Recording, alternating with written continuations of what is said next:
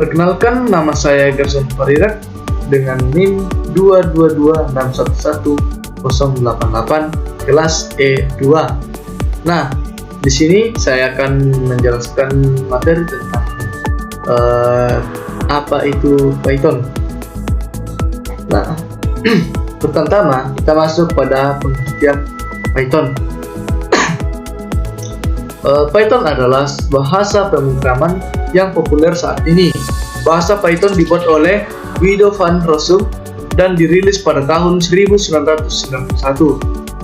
Python dapat digunakan untuk pengembangan web atau sisi server, pengembangan perangkat lunak atau membuat aplikasi software, menyelesaikan persamaan matematika, pembuatan skrip, sistem, dan pemrograman mikrokontroler.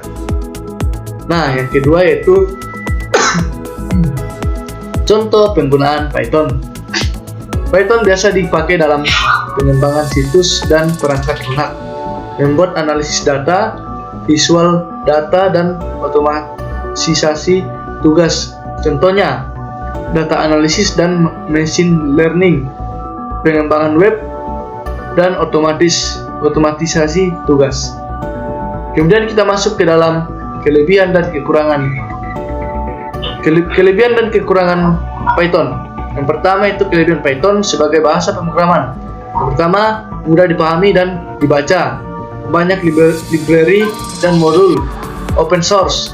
Kemudian yang kekurangan Python sebagai bahasa pemrograman, yang pertama, kurang dukungan multiprosesor, memori intensif, teks.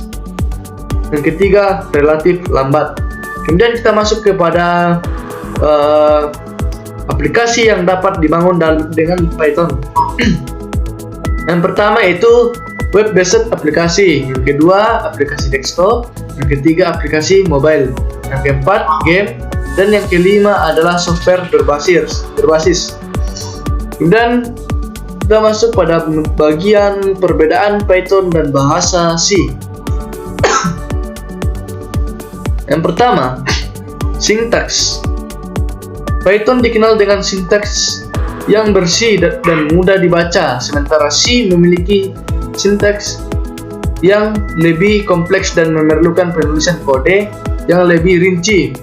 Kemudian yang kedua, tipe data dan variabel.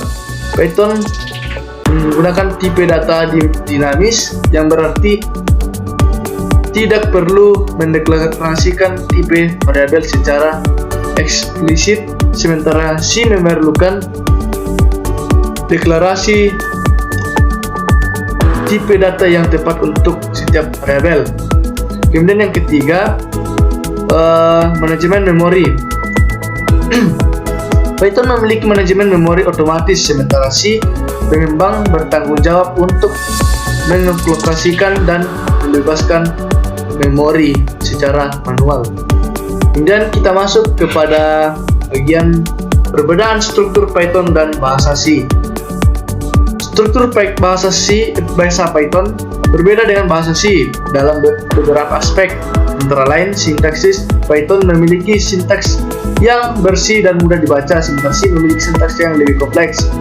Kemudian tipe data dan variabel. Python menggunakan tipe data dinamis, sementara C memerlukan deklarasi tipe data yang tepat untuk setiap variabel. Manajemen memori. Python memiliki manajemen memori, sementara C menggunakan pengelolaan memori manual. Kemudian kita masuk kepada bagian contoh pemrograman Python. Contoh program Python. Program untuk menghitung faktorial dari bilangan bulat positif. N sama dengan integer, dan buka kurung input, kemudian kita buka kurung tanda petik 1, ketik sebuah angka dan faktorialnya akan di printed. Kemudian tutup kurung, balas petik, tutup kurung 2 kali. Kemudian yang kedua, if n kurang dari 0. Yang ketiga, raise value error, buka kurung, tanda petik, kita harus memasukkan bilangan bulat, bukan negatif. Kemudian yang keempat, faktorial sama dengan 1 for in range dalam kurung 2, n tambah 1, tutup balas kurung bagi faktorial kali sama dengan I print faktorial.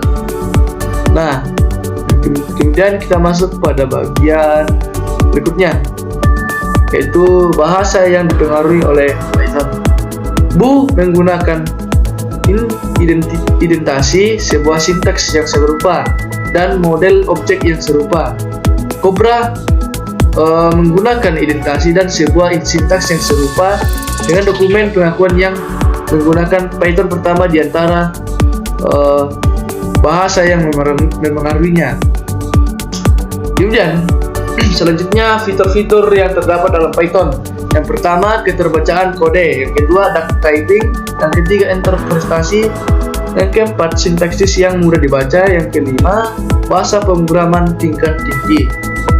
Dan kita masuk pada bagian, yaitu saya menjelaskan di sini, yaitu pustaka Python.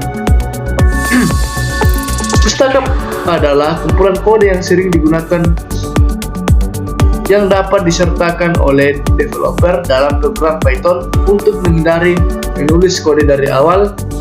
Secara default, Python dilengkapi dengan pustaka standar yang memuat banyak fungsi yang dapat digunakan kembali.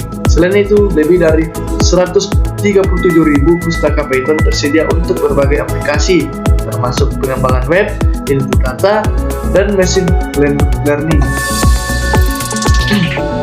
Kemudian AWS Python. AWS Tool for Python adalah plugin sumber terbuka untuk IDE Python yang memudahkan untuk melakukan debug dan melakukan development aplikasi Python di Amazon Web Service. Dengan AWS Toolkit for Python, alat tersebut menyediakan pengalaman terintegrasi untuk mengembangkan aplikasi near server, termasuk bantuan untuk memulai rekomendasi kode yang mendukung ML, debugging langkah demi langkah, dan development dari IDE. Kemudian kode dinamis pada Python. Kode yang dinamis pada Python merujuk pada kemampuan bahasa pemrograman Python untuk melakukan eksekusi sejumlah instruksi multiguna secara langsung atau interpretatif. Library yang umum digunakan dalam Python. Berikut adalah beberapa library Python yang populer dan sering digunakan. Yang pertama itu Pandas. Pandas library ini digunakan untuk mengelola data panduan dan menyediakan metode untuk analisis data. Yang kedua, NumPy.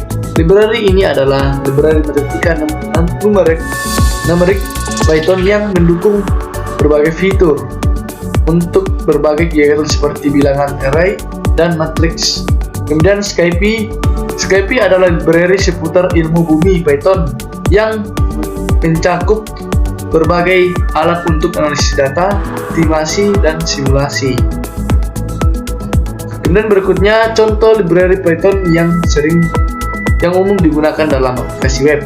Yang pertama Django, yang kedua Flex, yang ketiga CheriPy, yang keempat Kivy, yang kelima Pygame.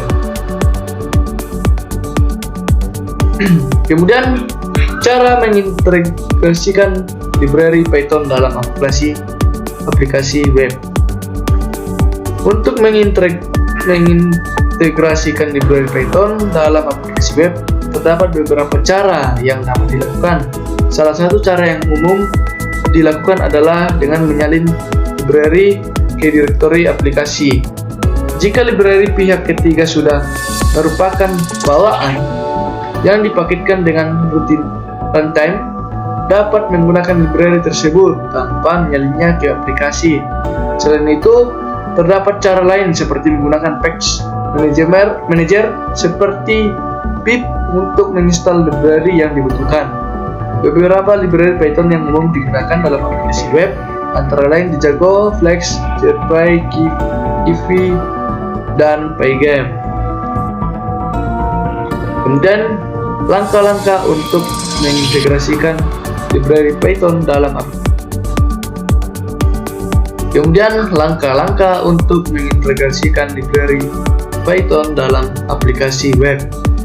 Instalasi library pertama kita perlu menginstal library Python yang ingin kita gunakan. Kita dapat menggunakan Package Manager seperti pip untuk menginstal library yang dibutuhkan. Kemudian import library. Setelah menginstal library, kita perlu mengimport library tersebut ke dalam aplikasi web kita. Kita dapat melakukannya dengan menambahkan pernyataan import di awal kode kita. Penggunaan library. Setelah mengimport library, kita dapat menggunakan fungsi dan metode yang disediakan oleh library tersebut dalam aplikasi web kita.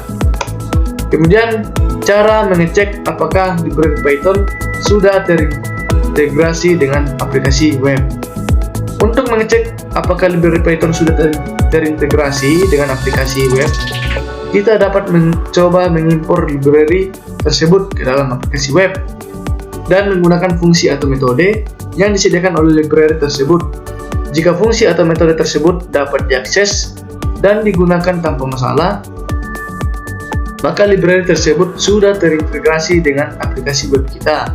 Selain itu, kita juga dapat melakukan pengujian dan debugging untuk memastikan bahwa library berfungsi dengan benar dan tidak menyebabkan aplikasi web kita. Kemudian jenis-jenis function dalam Python. Yang pertama user defined function, yang kedua built-in function, yang ketiga animals function atau lambda function, yang keempat recursive function, yang kelima higher order function. Nah, sekian dari saya. Jika ada yang kesalahan mohon dimaafkan. Terima kasih. Selamat malam.